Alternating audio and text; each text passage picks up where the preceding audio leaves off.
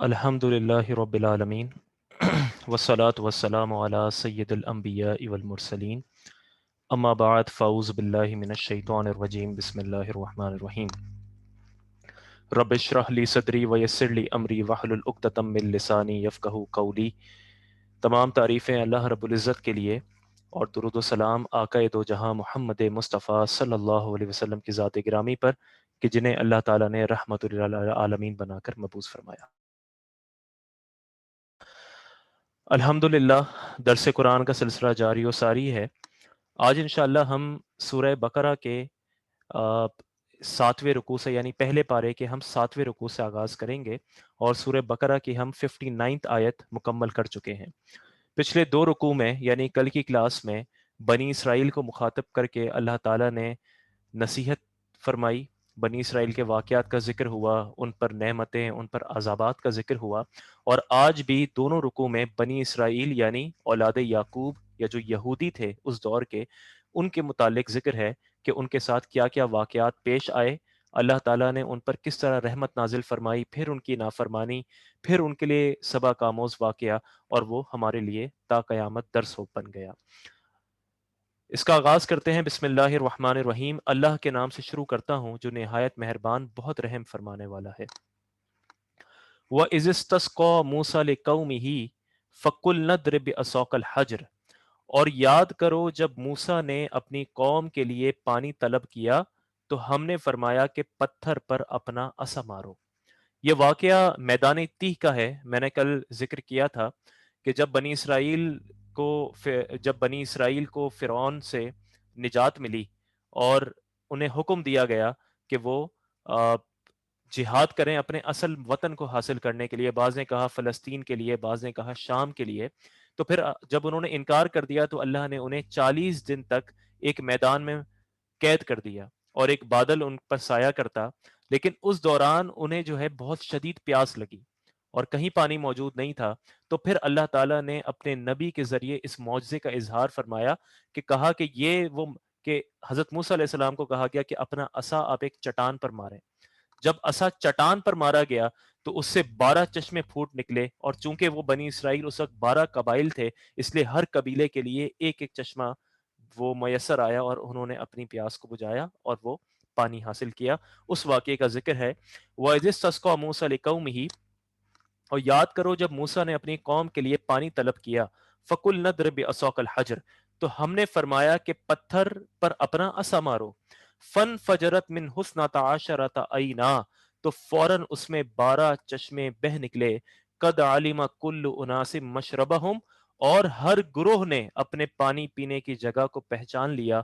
کلو وشربو، ہم نے فرمایا کہ اللہ کا رزق کھاؤ اور پیو۔ کلو وشربو من رزق اللہ، اللہ کے رزق میں سے کھاؤ اور پیو۔ ولا تعثوا فی الارض مفسدین، اور زمین میں فساد نہ پھیلاتے پھرو۔ اللہ تعالیٰ نے حضرت موسیٰ علیہ السلام کے ذریعے ایک اور معجزے کا اظہار فرمایا کہ جب پانی کی ضرورت تھی تو حضرت موسیٰ علیہ السلام نے یہ عصا مارا اور 12 چشمے پھوٹ نکلے۔ مفسرین نے لکھا ہے کہ ایک عیسائی پادری تھا کہ جس نے بڑی تحقیق کی اور اس نے خود سفر کیا، تو یہ بتایا جاتا ہے کہ یہ چٹان فلسطین میں ہے اور یہ تقریباً 10 سے 12 فٹ اونچی چٹان ہے، اور اس کے بارے میں کہا جاتا ہے کہ وہ چٹان آج بھی موجود ہے کہ جس پر حضرت موسیٰ علیہ السلام نے اپنا عصا مارا تھا۔ ہمارے علماء نے یہ لکھا کہ یہ ضرور حضرت موسیٰ علیہ السلام کا معجزہ ہے۔ دیکھیں معجزہ کہتے ہی اس چیز کو ہیں کہ جو عقل کو عاجز کر دے، جو آپ کو حیران کر دے، جو عام طور پر ممکن نہ ہو۔ چٹان اور پہاڑ کے اندر پانی موجود ہوتا ہے، بعض اوقات ہر پہاڑ میں ظاہر ہے موجود نہیں ہوتا، لیکن جن پہاڑوں سے چشمے پھوٹ نکلتے ہیں ان کے اندر پانی موجود ہوتا ہے، لیکن بعض اوقات قدرتی آفات کی بنا پر، زلزلے کی بنا پر پھر شگاف پڑتے ہیں اور وہ چشمے پھوٹ نکلتے ہیں۔ لیکن محض ایک عصا، ایک لکڑی سے، اس سے اگر کوئی شخص کسی چٹان پر چاہے کتنا ہی زور کیوں نہ لگا لے اور کئی سال بیت جائیں، اس سے چشمہ نہیں پھوٹتا۔ تو یہ اللہ تعالیٰ نے حضرت موسیٰ علیہ السلام کے عصے کے ذریعے اس معجزے کا اظہار فرمایا۔ لیکن پھر ہمارے علماء فرماتے ہیں کہ یہ ضرور معجزہ ہے، لیکن پھر اب آپ اس بات پر غور کریں کہ نبی کریم صلی اللہ علیہ وسلم نے بغیر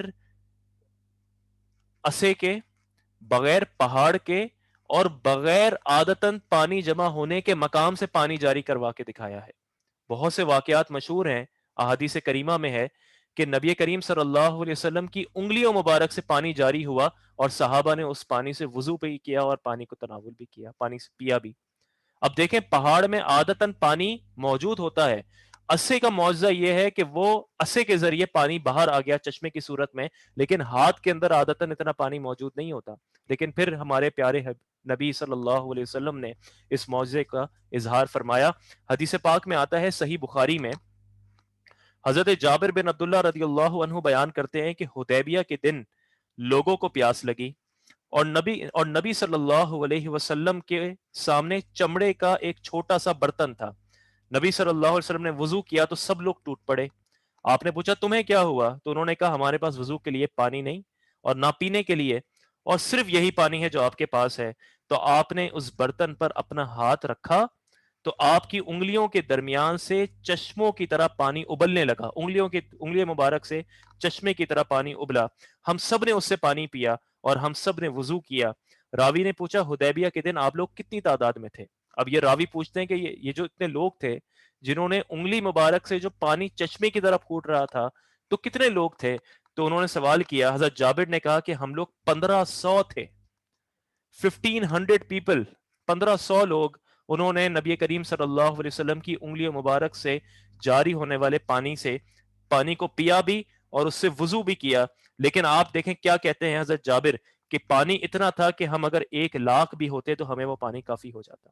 یہ میرے پیارے حبیب نبی کریم صلی اللہ علیہ وسلم کا معجزہ ہے۔ اور پھر یہ صرف ایک مقام پر نہیں ہوا بلکہ کئی مقامات پر ہوا۔ ایک اور مقام پر کہتے ہیں حضرت انس راوی ہیں کہ 300 صحابہ کے وضو کرنے کی روایت بھی موجود ہے۔ یہ مدینہ منورہ میں مقام زورہ کا واقعہ ہے۔ پھر حضرت انس سے 70 صحابہ کے وضو کا واقعہ روایت ہے، یہ ایک اور سفر کا واقعہ ہے۔ اسی طرح دیگر واقعات بھی ہیں۔ تو یہ اللہ تعالی ہمارے علماء نے فرمایا کہ نبی کریم صلی اللہ علیہ وسلم کا اس سے بھی عظیم معجزہ ہے کہ جہاں پر عادتاً پانی جمع نہیں ہوتا، حضور نے وہاں سے بھی پانی جاری فرمایا ہے۔ اب آگے فرمایا وَإِذْ قُلْتُمْ يَا مُوسَىٰ لَن نَّصْبِرَ عَلَىٰ طَعَامٍ وَاحِدٍ۔ اب دیکھیں ان کے لیے منو سلوہ اترتا تھا اور بنا ہوا بٹیر کا گوشت اور سویڈش آتی تھی آسمان سے، لیکن ظاہر ہے طبیعتیں ناگوار ہوتی ہیں اور ناشکرے پن پر مائل کر دیتی ہیں، اس لیے انہوں نے ناشکرا پن کیا۔ وَإِذْ قُلْتُمْ يَا مُوسَىٰ، اور جب تم نے کہا اے موسیٰ لن نصبر علی طعام واحد، ہم ایک کھانے پر ہرگز صبر نہیں کر سکتے، فادع لنا ربک، تو آپ اپنے رب سے ہمارے لیے دعا کیجئے، یخرج لنا مما تنبت الارض من بقلها وکثائها وفومها وعدسها وبصلها، کہ آپ اپنے رب سے دعا کیجئے کہ وہ ہمارے لیے وہ چیزیں نکالے جو زمین اگاتی ہے، یعنی ساگ اور ککڑی اور گندم اور مسور کی دال اور پیاز۔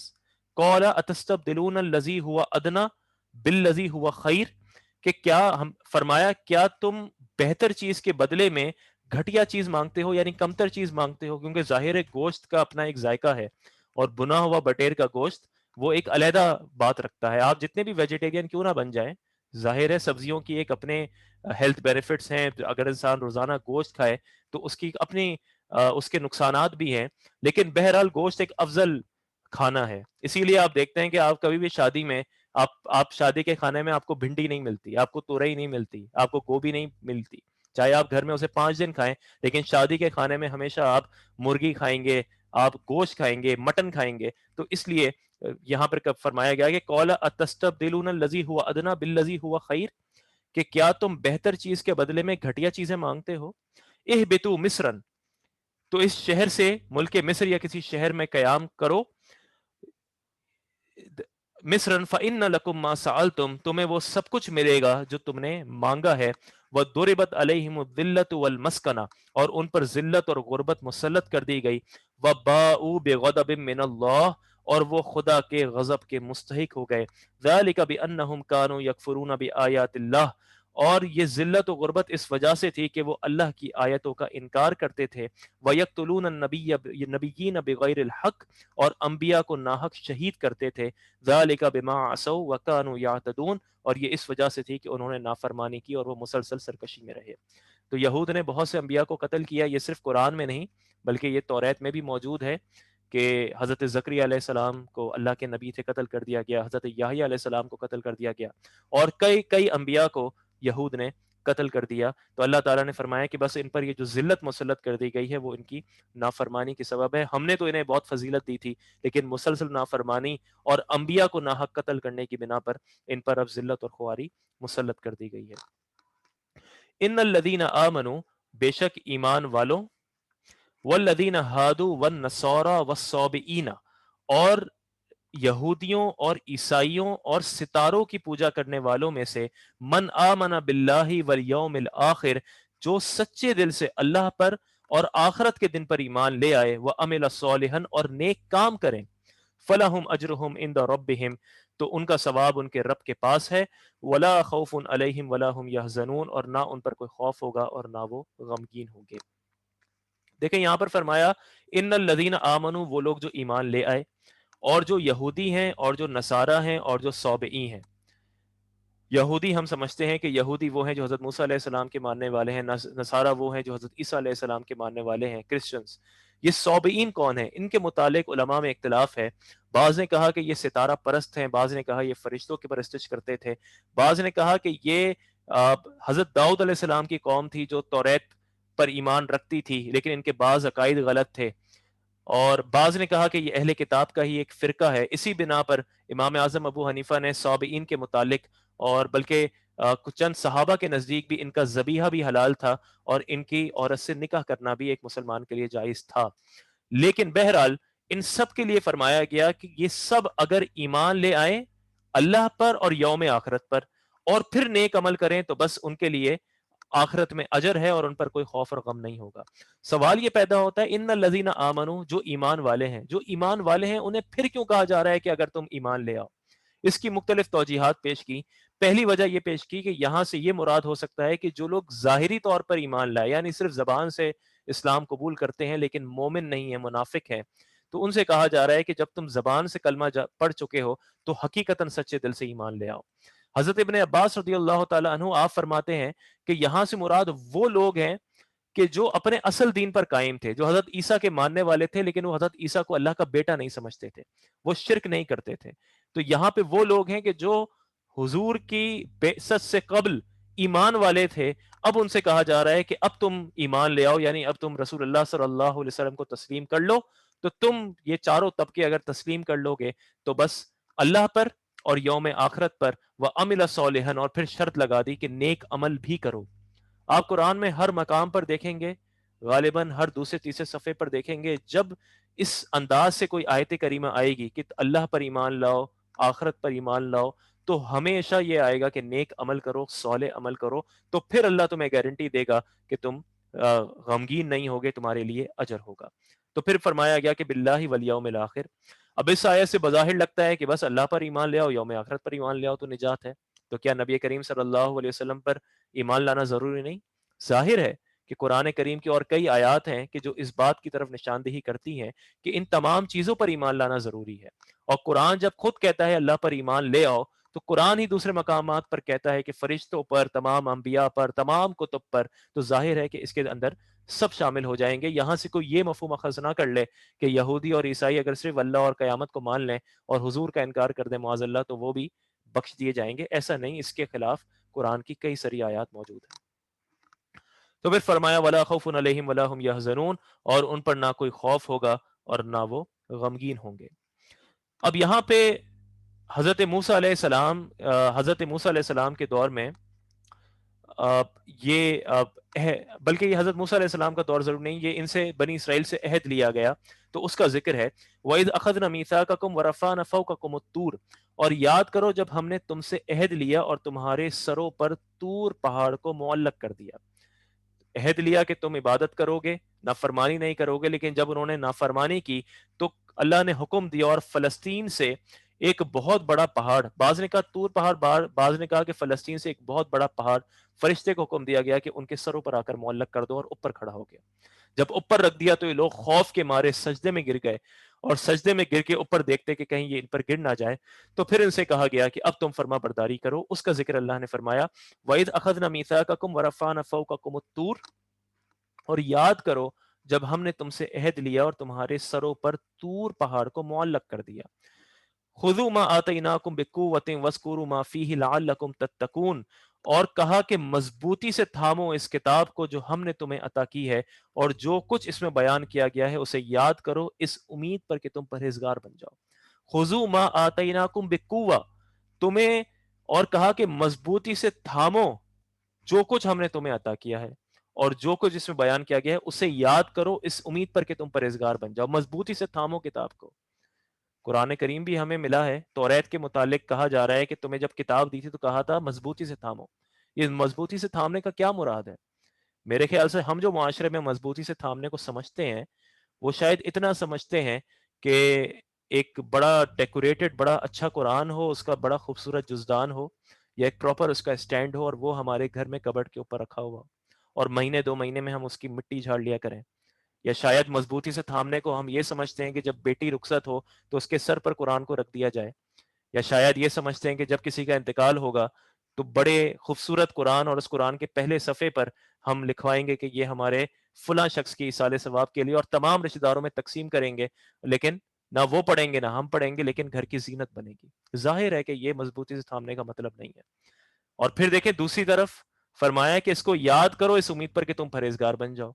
یاد تو ہم کر لیتے ہیں، ہمارے ہر دوسرے گھر میں ایک حافظ قرآن موجود ہے، ہمیں خود بہت سی آیات یاد ہوتی ہیں، لیکن پرہیزگار سے انسان صرف یاد کرنے سے تو نہیں بنتا، صرف رٹا مارنے سے تو نہیں بنتا۔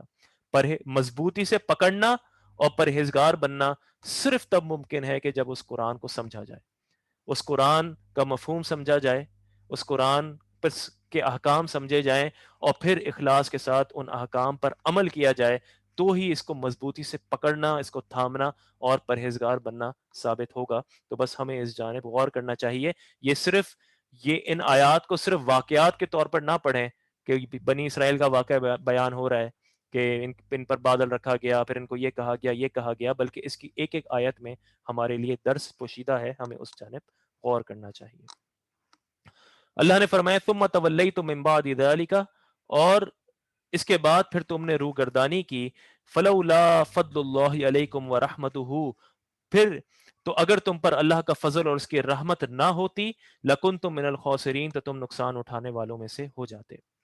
اب یہاں پر اللہ تعالیٰ نے بنی اسرائیل کے ایک اور واقعے کا ذکر کیا۔ یہ حضرت داؤد علیہ، مفسرین نے فرمایا حضرت داؤد علیہ السلام کے دور میں ایک مقام تھا ایلا، یہاں پر یہ لوگ سمندر کنارے رہتے تھے اور یہاں پر مچھلی کا شکار کرتے تھے۔ ان بنی اسرائیل کے لیے اللہ تعالیٰ نے ہفتے کا دن خاص عبادت کے لیے مخصوص کر دیا، اور منع فرما دیا کہ نہ مچھلی کا شکار ہوگا، نہ ویسے شکار ہوگا، نہ کھیتی باڑی ہوگی، ہفتے کے دن صرف عبادت ہوگی۔ لیکن اللہ تعالیٰ نے بطور آزمائش ہفتے کے دن ایک ایسا نظام قائم فرما دیا کہ عام دنوں میں مچھلیاں ایک عام تعداد میں آتی ہیں، لیکن ہفتے کے دن دریا کے کنارے مچھلیاں بہت بڑی تعداد میں آتی ہیں۔ اب یہ لوگ پریشان ہوئے کہ اللہ نے تو منع کر دیا ہے، لیکن اب کیا کریں؟ تو انہوں نے دریا کے قریب چند نہریں کھود دی، اور نہروں کو نالیوں کے ذریعے دریا سے ملا دیا۔ تو جب ہفتے کا دن ہوتا تو یہ نالیاں کھول دیتے، یہ مچھلیاں نالیوں کے ذریعے دریا نہروں میں داخل ہو جاتی، اسے بند کر دیتے، اور پھر اتوار کے دن جا کر شکار کرتے اور کہتے دیکھو ہم نے ہفتے کے دن تو شکار نہیں کیا۔ اب ان کے جو نیک لوگ تھے انہیں سمجھاتے کہ دیکھو خصوصی طور پر ہفتے کے دن مچھلی کا شکار منع ہے، یہ تم نافرمانی کر رہے ہو اور اللہ کے عذاب کو دعوت دے رہے ہو۔ وہ لوگ یہ کرتے رہے، نسل در نسل، کئی سال، کئی پشتے گزر گئیں، اور جو نیک وکار لوگ تھے وہ اس سے بچتے رہے اور کہتے رہے، لیکن جو اس پر بضد تھے وہ کہتے کہ دیکھو اگر اللہ ناراض ہوتا تو عذاب آ جاتا، لیکن جو نیکوکار تھے وہ کہتے کہ اللہ کا عذاب بعد میں بھی آ سکتا ہے، اللہ تعالیٰ صرف ڈھیل دے رہا ہے۔ تو اس میں کہا جاتا ہے کہ تقریباً یہ جو گاؤں تھا جس مقام پر یہ ہوا، یہاں پر 70,000 کے قریب لوگ وہ تھے جو اس میں ملوث تھے، اور 12,000 کے قریب لوگ متقی پرہیزگار تھے جو ہفتے کے دن یہ کام کرنے کا منع کرتے تھے۔ تو بالآخر ان کے درمیان اتنا تنازع ہوا کہ انہوں نے بس اپنے ہی شہر میں ایک دیوار قائم کر دی، ایک دیوار کی جانب 12,000 لوگ آ گئے اور دوسری دیوار کی جانب 70,000 لوگ آ گئے۔ پھر ایک دن صبح کو نکلے تو یہ جو 12,000 والے تھے انہوں نے دیکھا کہ سامنے سے کوئی بھی نہیں نکلا، تو جب جا کے جھانکا، جب دیکھا تو یہ دیکھا گیا کہ ان سب کو جو اللہ تعالیٰ نے مسخ کر کے بندر بنا دیا تھا، اور بعض نے یہ بھی لکھا کہ ان کے جوانوں کو بندر بنا دیا گیا تھا اور ان کے بوڑھوں کو خنزیر بنا دیا گیا تھا۔ اس واقعے کا ذکر ہے، اللہ تعالیٰ نے فرمایا وَلَقَدْ عَلِمْتُمُ الَّذِينَ اعْتَدَوْا مِنْكُمْ فِي السَّبْتِ، اور یقیناً تمہیں معلوم ہے وہ لوگ جنہوں نے تم میں سے ہفتے کے دن میں سرکشی کی. فَقُلْنَا لَهُمْ كُونُوا قِرَدَةً خَاسِئِينَ، تو ہم نے ان سے کہا کہ دھتکارے ہوئے بندر بن جاؤ. فَجَعَلْنَاهَا نَكَالًا لِمَا بَيْنَ يَدَيْهَا وَمَا خَلْفَهَا وَمَوْعِظَةً لِلْمُتَّقِينَ، تو ہم نے یہ واقعہ اس وقت کے لوگوں اور ان کے بعد والوں کے لیے عبرت اور پرہیزگاروں کے لیے نصیحت بنا دیا. اللہ نے ان کو مسخ کر دیا، ان کو نشان عبرت بنا دیا. روایت میں آتا ہے کہ وہ لوگ بندر جب انہیں مسخ کر دیا گیا تو 3 دن تک اسی حالت میں روتے رہے، اور پھر 3 دن بعد اللہ تعالیٰ نے سب کو ہلاک کر دیا. اب یہاں پر یہ سوال پیدا ہوتا ہے کہ بعض جو فرقے ہیں، جو کفار ہیں، جیسے سکھ ہیں یا آریہ جنہیں کہتے ہیں، ان کا یہ عقیدہ ہے کہ انسان کی روح مرنے کے بعد جسم میں منتقل ہوتی رہتی ہے، اور جیسی آپ ایک زندگی گزاریں گے ویسی دوسری آپ کو زندگی میں ویسا جسم ملے گا. ہو سکتا ہے کہ آپ کی روح ایک زندگی میں جانور میں ہو، دوسری زندگی میں انسان میں ہو، پھر کسی اور چیز میں ہو، حتیٰ کہ آپ اتنے نیک ہو جائیں کہ آپ جو ہے وہ خدا سے جا ملے.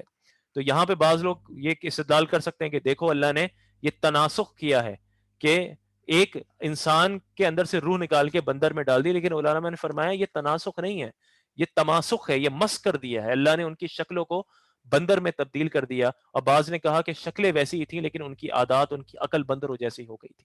تو اس لیے یہاں پہ مسخ ہے. ہمارا یہ عقیدہ نہیں کہ روح نے ایک جسم سے نکل کے دوسرے جسم میں چلی جائے. اس کے بعد یہ سوال پیدا ہوتا ہے کہ شاید آپ نے بھی بچپن میں سنا ہو، یہ بات چیت کی ہو کہ یار آج کے دور میں جو بندر ہیں وہ کہیں وہی تو نہیں جو بنی اسرائیل کے دور کے تھے.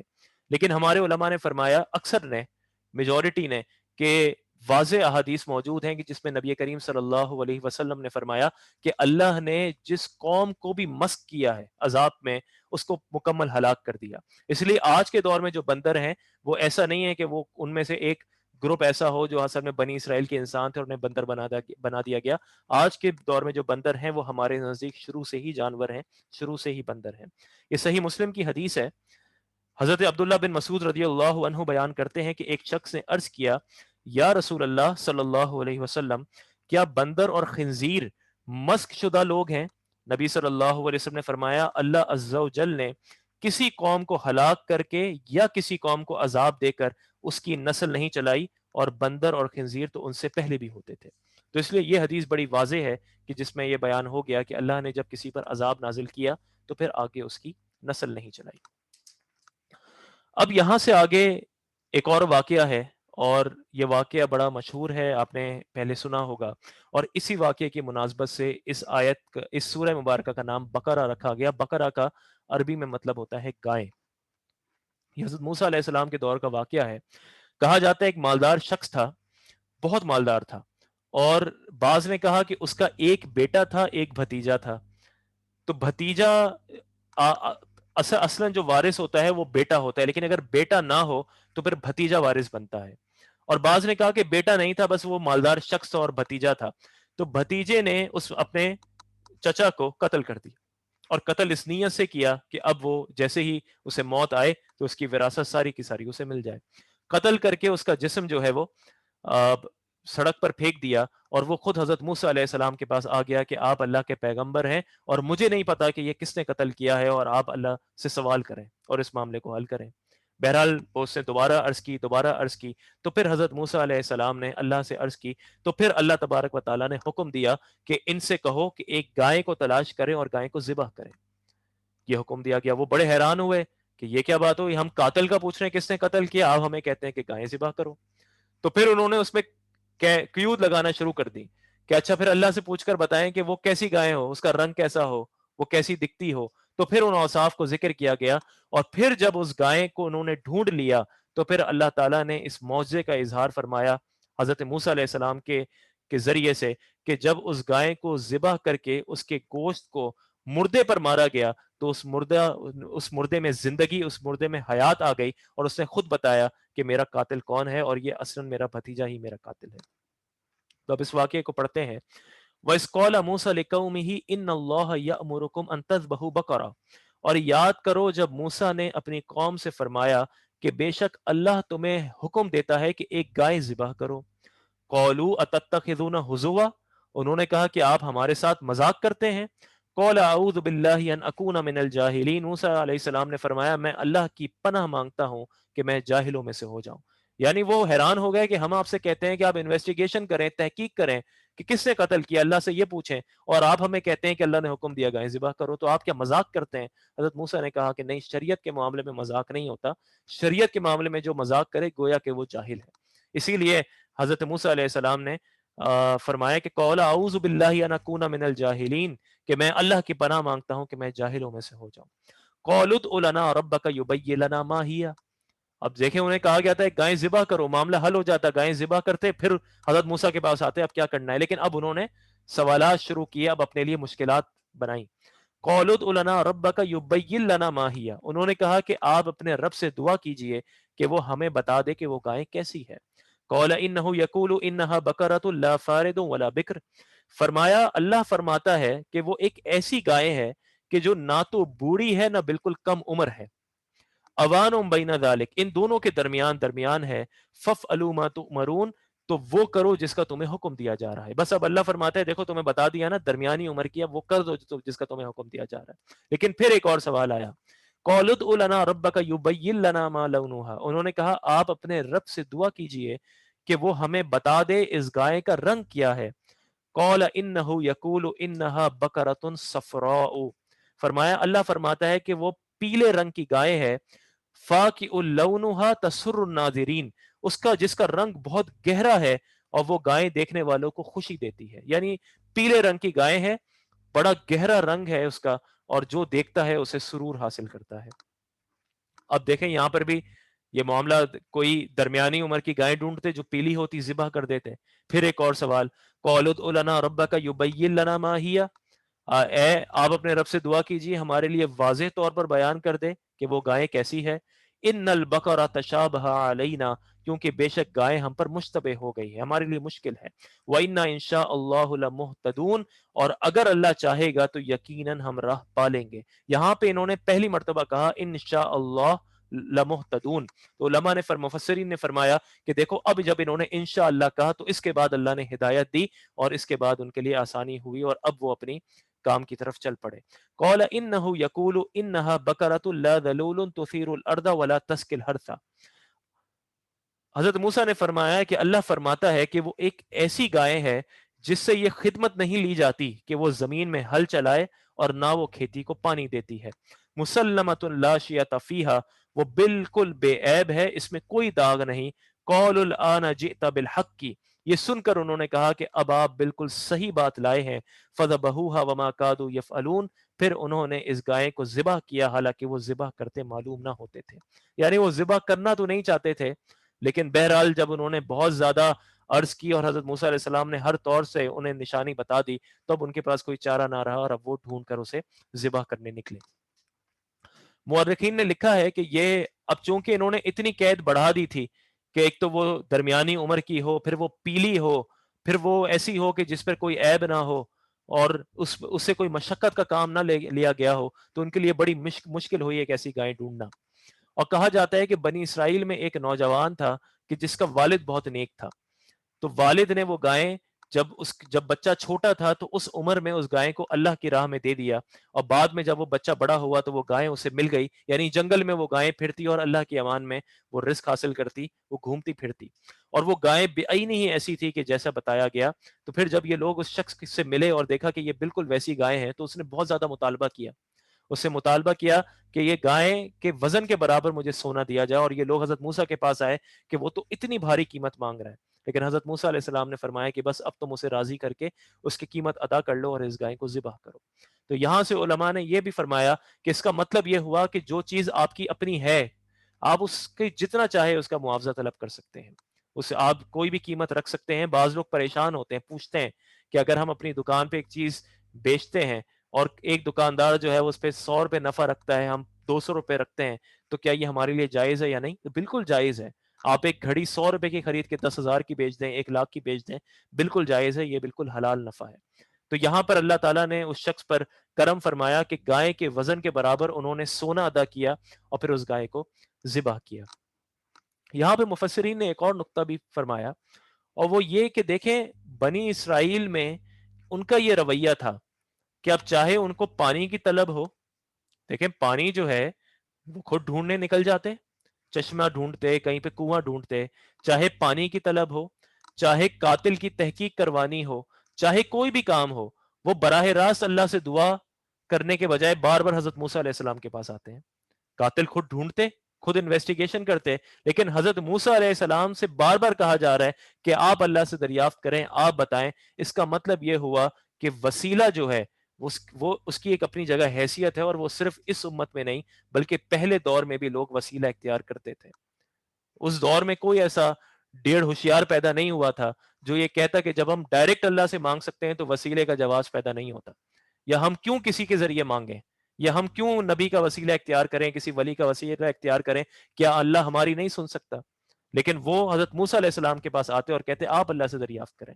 وہ خود دعا نہیں کرتے بار بار، بلکہ حضرت موسیٰ علیہ السلام کے پاس آتے اور کہتے آپ اللہ سے پوچھ کے بتائیں کہ اب کیا کریں، آپ اللہ سے پوچھ کے بتائیں کیا کریں۔ اس کا مطلب یہ ہے کہ وہ اپنے آپ کو نبی سے کمتر جانتے تھے، وہ نبی کو اپنے جیسا نہیں سمجھتے تھے، وہ نبی کی حیثیت کو تسلیم کرتے تھے کہ وہ اللہ کا مقرب ہے، وہ اللہ سے کلام کر سکتا ہے۔ تو بس اس چیز کی جانب بھی غور کرنا چاہیے۔ اب دیکھیں آگے کیا ہوا، وَإِذْ قَتَلْتُمْ نَفْسًا فَادَّارَأْتُمْ فِيهَا، اور یاد کرو جب تم نے ایک شخص کو قتل کر دیا اور پھر اس کا الزام کسی دوسرے پر ڈالنے لگے، وَاللَّهُ مُخْرِجٌ مَا كُنْتُمْ تَكْتُمُونَ، حالانکہ اللہ ظاہر کرنے والا تھا اس کو جسے تم چھپا رہے تھے۔ فَقُلْنَا اضْرِبُوهُ بِبَعْضِهَا، تو ہم نے فرمایا کہ اس مقتول کو، اس گائے کا ایک ٹکڑا مارو، گائے کو ذبح کرو، اس کا گوشت کا ٹکڑا جو ہے اس مقتول کو مارو، اس کی لاش پر مارو۔ كَذَلِكَ يُحْيِي اللَّهُ الْمَوْتَى، اسی طرح اللہ مردوں کو زندہ کرے گا۔ وَيُرِيكُمْ آيَاتِهِ لَعَلَّكُمْ تَعْقِلُونَ، اور وہ تمہیں اپنی نشانیاں دکھاتا ہے تاکہ تم سمجھ جاؤ۔ یعنی اللہ تعالیٰ، وہ واقعہ یہ ہوا کہ وہ جب لاش پر ٹکڑا مارا گیا تو معجزے کا اظہار ہوا، اور وہ شخص جو مردہ تھا اس میں تھوڑی دیر کے لیے حیات آئی، وہ زندہ ہوا اور اس نے کہا کہ یہ میرا قاتل ہے، اور پھر وہ مر گیا۔ اور اللہ فرماتا ہے بس یہ دیکھ لو، جس طرح تم نے اپنی آنکھوں سے اس مردہ کو زندہ ہونے کا مشاہدہ کیا، تو بس یہ یاد رکھو كَذَلِكَ يُحْيِي اللَّهُ الْمَوْتَى، اللہ تعالیٰ اسی طرح مردوں کو زندہ کرے گا۔ وَيُرِيكُمْ آيَاتِهِ لَعَلَّكُمْ تَعْقِلُونَ، اور وہ تمہیں اپنی نشانیاں دکھاتا ہے تاکہ تم سمجھ جاؤ۔ اللہ تعالیٰ تمہیں واضح نشانیاں دکھاتا ہے تاکہ تم سمجھ جاؤ، عقل رکھو، اللہ کی توحید کو تسلیم کر لو، اخروی دن کو تسلیم کر لو، اس کے نبی کو تسلیم کر لو۔ اللہ تعالیٰ نے اس عظیم معجزے کا بنی اسرائیل پر اظہار فرمایا کہ ایک مردے کو زندہ کر دکھایا، اور کہا کہ بس اسی طرح اللہ مردوں کو زندہ کرے گا۔ اب آگے آنے والی جو 2 سے 3 آیات ہیں وہ بڑی زبردست ہیں اور بڑی نصیحت حاصل کرنے والی ہیں۔ اللہ فرماتا ہے ثم قست قلوبکم من بعد ذلك فهي كالحجارة او اشد قسوة، کہ پھر اس کے بعد تمہارے دل سخت ہو گئے۔ یعنی یہ معجزہ دیکھنے کے بعد یا دیگر معجزات دیکھنے کے بعد بھی جس کا دل سخت تھا وہ پھر سخت ہو گیا، وہ پھر منکر ہو گیا، وہ پھر ناشکرا ہو گیا۔ تو اللہ نے فرمایا ثم قست قلوبکم من بعد ذلك، تمہارے دل اس کے بعد پھر سخت ہو گئے۔ فہی کالحجارۃ او اشد قسوہ، گویا کہ وہ ایک پتھر کی طرح ہیں، وہ پتھروں کی طرح ہیں بلکہ اس سے بھی زیادہ سخت ہیں۔ اللہ تعالیٰ انسان کے دل کو پتھر سے تشبیہ دے رہا ہے کہ تمہارے دل سخت ہو گئے جیسے کہ پتھر ہیں، بلکہ پتھروں سے زیادہ سخت ہیں، پتھر نہیں، پتھر سے زیادہ سخت ہیں۔ کیوں؟ وَإِنَّ مِنَ الْحِجَارَةِ لَمَا يَتَفَجَّرُ مِنْهُ الْأَنْهَارُ، کیونکہ پتھروں میں سے تو کچھ وہ ہیں کہ جن سے ندیاں بہ نکلتی ہیں۔ وَإِنَّ مِنْهَا لَمَا يَشَّقَّقُ فَيَخْرُجُ مِنْهُ الْمَاءُ، اور کچھ وہ ہیں کہ جب پھٹ جاتے ہیں تو ان سے پانی نکلتا ہے۔ وَإِنَّ مِنْهَا لَمَا يَهْبِطُ مِنْ خَشْيَةِ اللَّهِ، اور کچھ وہ ہیں کہ جو اللہ کے ڈر سے گر پڑتے ہیں۔ وَمَا اللَّهُ بِغَافِلٍ عَمَّا تَعْمَلُونَ، اور اللہ تمہارے اعمال سے ہرگز بے خبر نہیں۔ اللہ نے فرمایا تمہارے دل پتھروں کی مثل ہیں بلکہ اس سے بھی زیادہ شدید ہیں، کیونکہ پتھروں میں بعض پتھر ایسے ہیں جن سے نہریں نکلتی ہیں، بعض ایسے ہیں جو پھٹتے ہیں تو پانی نکلتا ہے، بعض ایسے ہیں جو اللہ کے خوف سے گر پڑتے ہیں، لیکن انسان کا دل جو ہے وہ پتھر سے بھی زیادہ شدید ہو جاتا ہے۔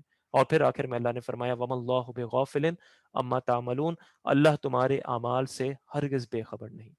تو بس صوفیہ نے یہی فرمایا کہ جو اصل انسان کے جسم میں ہے وہ دل ہے، اگر دل پاک و صاف ہو، اگر دل ستھرا ہو، تو پھر انسان خود بخود ہدایت کی جانب راغب ہوتا ہے۔ خود بخود اخلاص کے ساتھ عبادت کرتا ہے اسے اللہ کا قرب حاصل ہوتا ہے.